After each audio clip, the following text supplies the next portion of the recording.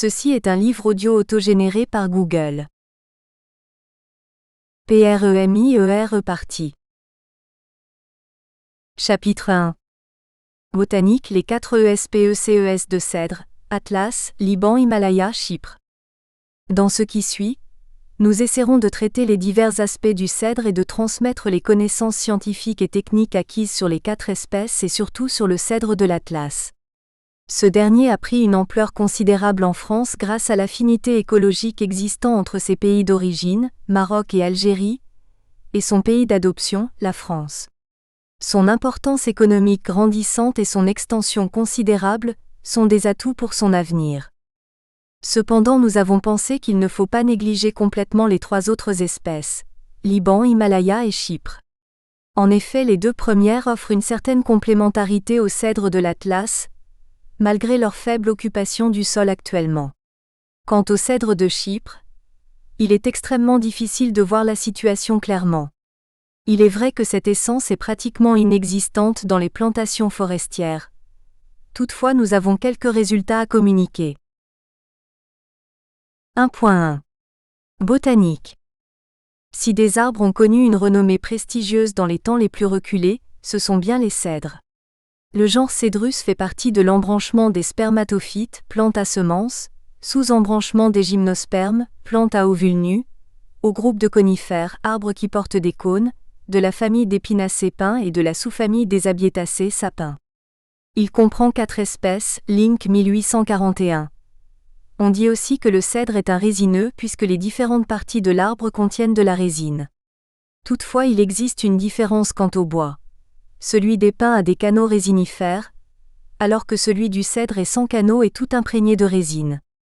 Les 4 espèces sont cèdre de l'Atlas, Cedrus atlantica maneti, cèdre du Liban, Cedrus libani bar, cèdre de Chypre, Cedrus brevifolia Henry, cèdre de l'Himalaya, Cedrus deodora laude. Le genre Cedrus se distingue des autres genres de pinacées par la présence de 2 sortes de rameaux, les uns courts, mésoblastes, portant des aiguilles persistantes rassemblées en rosettes, portées par d'autres rameaux de longueur normale, oxyblastes, garnis d'aiguilles disposées en spirale. Les feuilles aiguilles de cèdre sont persistantes, contrairement aux mélèzes, et leur durée de vie est de 3 ans. Cependant, chaque année un tiers des aiguilles tombent et sont renouvelées. Le cèdre est un végétal ligneux, c'est-à-dire qu'il a une tige rigide, formée de bois, avec une croissance monopodiale orthotrope, ce qui veut dire qu'il présente un tronc unique et droit. Ses branches sont disposées en verticille. Leur dénombrement permet de connaître l'âge de l'arbre. Dans de nombreuses communications botaniques, les auteurs donnent souvent des caractères qui ne permettent pas la distinction claire et nette entre les 4 espèces, surtout entre les 2 premières. Par exemple, la forme tabulaire du cèdre du Liban n'est pas un caractère distinctif. En effet, s'il fait la table lorsqu'il a cessé sa croissance en hauteur, son frère en fait tout autant en vieillissant. D'après nos observations et nos recherches, nous essaierons d'appréhender quelques descripteurs assez sûrs pour caractériser chacune des espèces, voir tableau ci-après. Tableau numéro 1. Caractères botaniques et biologiques des 4 espèces du cèdre. L'appellation cèdre ne doit pas être confondue avec d'autres espèces résineuses. Les cèdres sont des conifères, présence de cônes, de la famille des pinacées, de la sous-famille des abiétacées. Arbres majestueux, ils n'ont rien à voir avec les cédratiers qui sont des agrumes. La ressemblance de ces noms est purement accidentelle. Le nom cédrus vient du grec kédron, terme qui indique à la fois les cèdres et les autres arbres aux bois précieux et balsamiques. Mais là aussi, il faut être vigilant. En effet, les anglophones ont coutume de traduire le mot anglais cédar par le mot cèdre en français.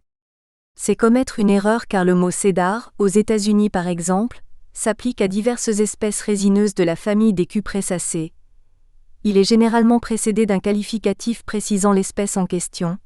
Libocèdre égale incense cédar, cyprès de l'Aussonne égale Port-Orford cédar, Thuya géant égale Western red cédar, genévrier de Virginie égale Pencil cédar ou red cédar. Toutefois, depuis quelques décennies, la littérature forestière américaine mentionne déjà les véritables cèdres Atlas, Liban, Himalaya, en les appelant Atlas cédar, Cedar of Lebanon et Deodar cédar. Ces 3 espèces sont implantées avec succès aux États-Unis, et principalement dans l'État de New York. 1.2. Les cèdres dans leur pays d'origine. On rencontre des peuplements autochtones de cèdres de l'Atlas en Afrique du Nord, Maroc et Algérie, pas en Tunisie, de cèdres du Liban en Asie mineure, au Liban et en Turquie, de cèdres de Chypre dans l'île de Chypre et de cèdres de l'Himalaya en Inde, sur le versant sud de l'Himalaya occidental, en Afghanistan sur la partie nord-ouest de l'Himalaya et aussi dans la vallée de Kournaoli au Népal occidental. Les cartes 1 et 2 donnent la répartition géographique des peuplements autochtones du genre Cédrus dans le monde. La superficie occupée par les cédrés autochtones est très importante. Le cèdre de l'Himalaya couvre plus de 500 000 hectares sur l'ensemble de la haute montagne de l'Himalaya. Le cèdre du Liban couvre 150 000 hectares globalement, sur le Taurus et des reboisements récents, en Turquie. Au Liban on ne trouve qu'un nombre restreint de stations, et elles ont une surface réduite. La plus connue est celle de la forêt relique de Bécharès. Le cèdre de l'Atlas couvre 156 000 hectares pour l'Afrique du Nord, 130 000 au Maroc, 26 000 en Algérie. Le cèdre de Chypre ne couvre que quelques dizaines d'hectares. Carte numéro 1. Répartition géographique du genre Cédrus. Carte numéro 2. Répartition géographique du cèdre de l'Atlas en Afrique du Nord. Les cèdres existaient déjà avant la glaciation du Quaternaire dans l'ensemble du nord du bassin circum-méditerranéen, dans de très nombreuses stations européennes, à l'époque du Miopliocène, avant le déplacement vers le sud de la végétation méditerranéenne, ainsi que l'ont prouvé des analyses polliniques de sédiments. Dans ce qui suit, quand nous disons seulement cèdre sans précision sur l'espèce, il s'agira toujours du cèdre de l'Atlas. En effet, sa répartition très étendue sur un très grand nombre de stations écologiques dans la région méditerranéenne, sa multiplicité d'aspects, son intérêt économique important, nous ont poussés sur un chemin qu'il a fallu élargir et poursuivre plus avant. Toutefois, comme nous l'avons indiqué plus haut, l'occasion s'est présentée sur notre route de chercheurs d'observer et de consacrer un peu de temps aux 3 autres cèdres. Nous résumons ci-après. Enfin, dans le chapitre Site des cèdres, nous donnerons les résultats obtenus. 1.2.1. Le CEDRE du Liban. C'est l'espèce la plus anciennement connue. Au début de la période historique, les montagnes de Syrie et surtout du Liban étaient recouvertes de vastes et belles forêts de cèdres.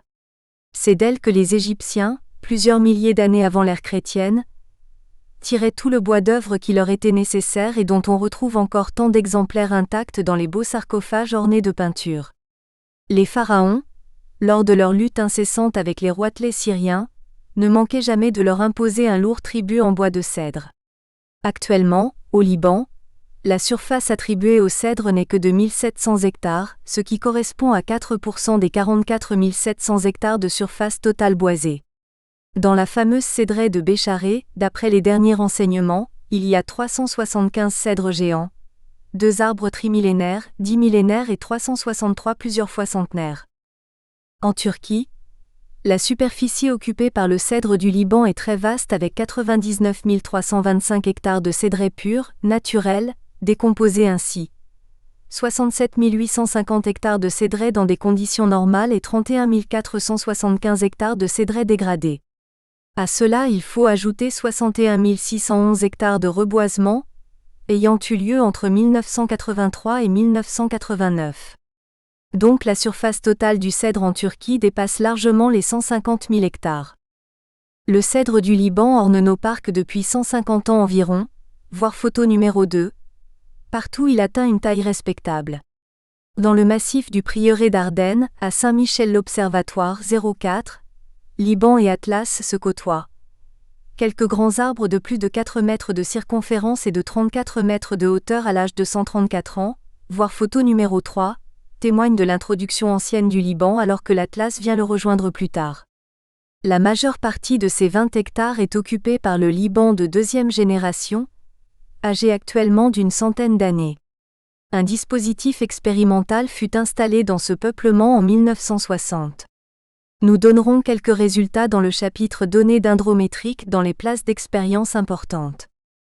Photo numéro 2. Un majestueux cèdre du Liban, 150 ans environ, au centre régional de l'INRA à Montfavet près d'Avignon. Nous ajoutons aussi que dans cette station les deux espèces ont donné des semis naturels. Leurs générations successives ont abouti à l'installation d'une nouvelle race de cèdres issue de leur croisement, race qui présente les caractères à la fois du Liban et de Atlas. On peut trouver le cèdre du Liban, d'origine certaine, dans nos deux dispositifs expérimentaux récents créés l'un en 1979 aux Vignières, l'autre en Courtine en 1982, tous deux près d'Avignon. Nous donnerons les détails sur ces deux dispositifs dans le chapitre 7.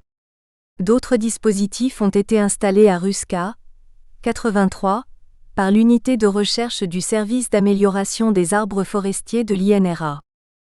En ce qui concerne la variation de la croissance, il ressort que les provenances turques sont plus vigoureuses que les libanaises et la syrienne. Leurs performances sont bonnes sur sol développé sur calcaire, supérieures à celles des meilleurs cèdres de l'Atlas. 1.2.2. Le CEDRE de l'Himalaya. Le cèdre de l'Himalaya, Cedrus deodara laud, est le fameux déodare tant chanté par le poète-écrivain anglo-saxon Rudyard Kipling qui obtint le prix Nobel de littérature en 1907. Cette essence appelée Devaduru par les hindous, soit arbre de Dieu, est une espèce résineuse, montagnarde, de l'ouest de l'Himalaya, allant de l'Afghanistan jusqu'au Népal occidental, entre 1700 et 3000 mètres d'altitude. Elle y occupe plus de 500 000 hectares. En France méridionale, il n'est pas, dans les grandes villes, de jardins publics ou privés, de squares et de parcs où cet arbre magnifique ne soit représenté, et souvent en de nombreux exemplaires. Nous connaissons un véritable peuplement forestier du cèdre de l'Himalaya, âgé de 70 ans environ en 1997, à Vilgoz non loin de Caunes-Minervois dans l'Aude. On peut aussi trouver un jeune peuplement de 20 ans à quelques kilomètres de là, à Saint-Martin. Photo numéro 3. Quelques gros cèdres du Liban, âgés de 134 ans en 1977. Dimension de l'arbre au premier plan avec personnage. Hauteur totale 34 mètres, circonférence à 1,30 m, 4,20 m. Il représente la première génération au prieuré d'Ardennes, commune de Saint-Michel-l'Observatoire, département des Alpes de Haute-Provence. Dans notre dispositif d'étude des 4 espèces de cèdres installées en 1982, le cèdre de l'Himalaya occupe une bonne place. Sa croissance est largement supérieure à celle des 3 autres espèces. Ce n'est pas le cas dans les dispositifs génétiques de l'INRA, où sa croissance juvénile est peu vigoureuse dans toutes les stations. Toutefois, il faut préciser que l'échantillon utilisé est très faible, en regard de l'immensité de l'air naturel. Nous avons vu dans le tableau récapitulatif des 4 espèces du cèdre, que le cèdre de l'Himalaya se différencie des 3 autres espèces sur plusieurs points. 1.2.2.1. Floraison et fructification. L'Atlas et Chypre fleurissent tous les deux à mi-septembre, le Liban un peu plus tard, fin septembre ou au tout début d'octobre. L'Himalaya ne fleurit que début novembre. Un petit décalage peut exister entre les individus se trouvant dans des conditions écologiques, exposition, altitude, latitude, différentes, mais cela ne dépasse pas quelques jours. Ainsi nous ne trouvons des chatons mâles, bien développés que seulement début novembre, lorsque la température est déjà assez basse. Pour cette raison nous ne trouvons pas ce nuage de pollen fourni par les 3 autres espèces. Les chatons mâles de l'Himalaya présentent des fissures tout en restant assez durs de consistance. Ils tombent peu de temps après, vers la mi-novembre. Quand ils s'écrasent au sol, les pollens sortants forment une belle tache jaune. Les chatons des 3 autres espèces ne tombent que tardivement, fin septembre, courant octobre ou même plus tard, complètement secs, vides, sans grains de pollen. Quant à la fructification, c'est-à-dire la durée de développement des cônes jusqu'à leur maturité physiologique, elle marque elle aussi une grande différence. Les 3 espèces Atlas, Liban et Chypre demandent 2 années complètes, échelonnées sur 3 années en tenant compte de la floraison automnale et même sur 4 si la désarticulation est tardive, étant donné la non-concordance des conditions climatiques. L'Himalaya ne demande qu'une année complète, échelonnée sur 2 années toujours en raison de la floraison d'automne. Il faut évoquer aussi le singulier cas de l'Himalaya en ce qui concerne le mécanisme de la désarticulation des cônes. Un seul facteur suffit, la chaleur, pour disloquer les cônes et désolidariser les écailles du rachis. Les 3 autres espèces demandent 3 facteurs successifs, imbibition, gel et dégel. 1.2.2.2. Croissance. Le cèdre de l'Himalaya a un débourrement très précoce et l'arrêt de croissance est assez tardif en région méditerranéenne. Il a une croissance polycyclique en hauteur, caractérisée par une succession de pousses de mars à septembre, d'où résultent plusieurs entrenœuds sans bourrelet véritable. Ces bourrelets sont absents lors des années de faible croissance, ce qui rend extrêmement difficile l'interprétation de la variation de croissance annuelle sur la flèche. 1.2.2.3 Esthétique. L'aspect typique du cèdre de l'Himalaya ne pouvait qu'être remarqué. La couleur vert glauque des aiguilles, les courbes gracieuses décrites par la cime et les rameaux qui retombent vers la terre donnent à cet arbre un aspect attrayant qui en fait toute la beauté, voir photo numéro 4.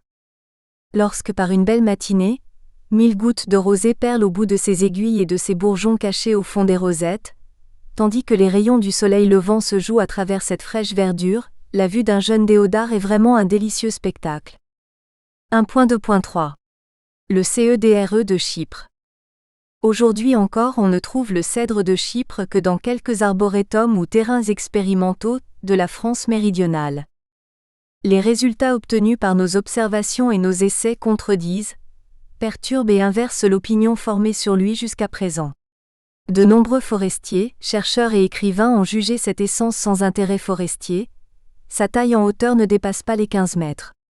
D'autres, connaissant bien le peuplement relique en forêt de Paphos, à Chypre, environ 50 hectares, écrivent « On y rencontre aussi un peuplement intéressant de Cedrus brevifolia qui est en excellent état tant au point de vue de la croissance que de la végétation. Certains des arbres sont beaucoup plus grands que les dimensions maxima citées par de Bazac. Dans les dispositifs expérimentaux de l'INRA, avec un très faible échantillonnage, la croissance juvénile est très faible et les arbres peu vigoureux. » Photo numéro 4. Dans un milieu exotique de palmiers du parc Stritane, au quartier Fabron, à l'ouest de Nice, côte à côte vieux cèdre du Liban à gauche et jeune cèdre de l'Himalaya à droite. Nous donnerons le résultat de nos mesures effectuées dans le dispositif de Vinière au chapitre 5. 1.3. Introduction du CEDRE en Europe. Le cèdre, plus particulièrement celui de l'Atlas, est utilisé depuis assez longtemps dans quelques pays circumméditerranéens, soit comme essence de reboisement, soit comme arbre d'ornement. On cite habituellement les dates d'introduction de 1862 en France méditerranéenne, de 1864 en Italie, de 1935 au Portugal, de 1890 en Bulgarie et de 1930 en Hongrie. En France, il faut mentionner un exemple de reboisement du cèdre, réalisé bien avant le mont Ventoux et beaucoup plus au nord géographiquement, mais toujours dans la zone du chêne pubescent, zone qui convient bien au cèdre. Il s'agit de la cédraie de la Trouhaute près de Dijon. En 1848, la famille de l'aviateur Berlier a acheté à la ville de Dijon 21 hectares de friches analogues à celles du plateau et des coteaux voisins. Grand amateur d'arbres, Berlier ayant rapporté d'un de ses voyages quelques jeunes cèdres, les fit planter à la Trouhaute. Constatant la bonne venue de ces arbres et la rapidité de leur croissance, il conçut le projet de planter la plus grande partie de sa propriété en cèdres de diverses variétés auxquelles il associa quelques espèces de pins. Il obtint les meilleurs résultats. Malheureusement, en 1876, un incendie détruisit la plus grande partie de cette belle plantation et n'épargna que quelques sujets qu'on peut encore admirer aujourd'hui. Les deux plus gros cèdres mesurent plus de 4 mètres de circonférence à 1,30 de hauteur et plus de 35 mètres de hauteur totale. Après l'incendie, non découragé, Berlier fit replanter surtout en cèdre sa propriété dévastée et donna à cette plantation encore plus d'ampleur que par le passé. Par la suite, en 1929, l'École nationale des eaux et forêts fit acquérir par l'État cette magnifique cédraie, qui se régénère parfaitement après plusieurs éclaircies effectuées dans le peuplement. Le but de l'école était d'y poursuivre des études sur le cèdre en tant qu'essence de reboisement et essence à production ligneuse. L'utilisation du cèdre comme essence de reboisement, très timide au début, devait connaître un tel succès d'extension par régénération naturelle à partir des peuplements créés ou d'arbres isolés qu'il fut plus largement admis et que des plantations en cèdre se multiplièrent, surtout pendant les 2 dernières décennies. En France, des peuplements à dominance de cèdre de l'Atlas existent aujourd'hui dans plus de 25 départements et couvrent environ 20 000 hectares, mais on trouve des arbres disséminés par bouquets ou bosquets sur des superficies beaucoup plus importantes. La France se trouve ainsi en tête des pays possédant des cédrets en dehors de l'aire naturelle de l'espèce. La carte numéro 3 donne la localisation du cèdre de l'Atlas en France, dans 13 départements, dont 2 avec une forte introduction. Ces 13 départements représentent la majeure partie des cédrets françaises. Carte numéro 3. Localisation du cèdre de l'Atlas en France.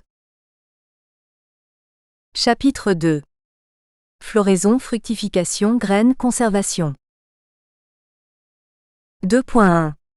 Biologie et phénologie de la fructification. L'importance des reboisements en cèdre de l'Atlas en région méditerranéenne nécessite l'obtention de graines en quantité importante, de qualité génétique et de facultés germinatives satisfaisantes.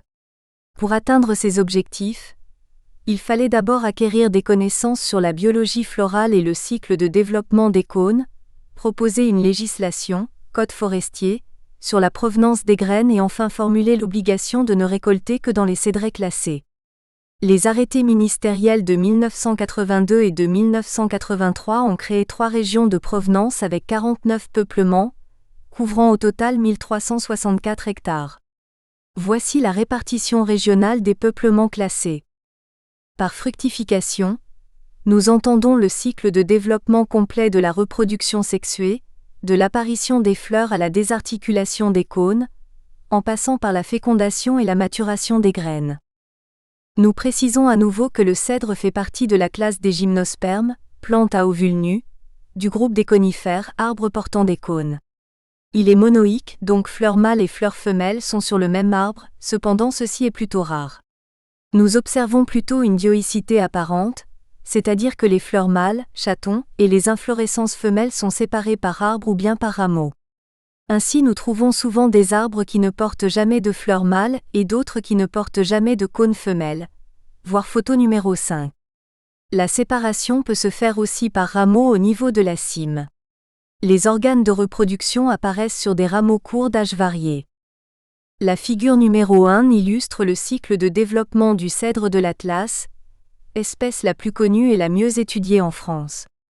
La figure initiale a été conçue par Gitotte en 1978. Elle a pris une forme améliorée grâce à ADERRIDJ en 1990.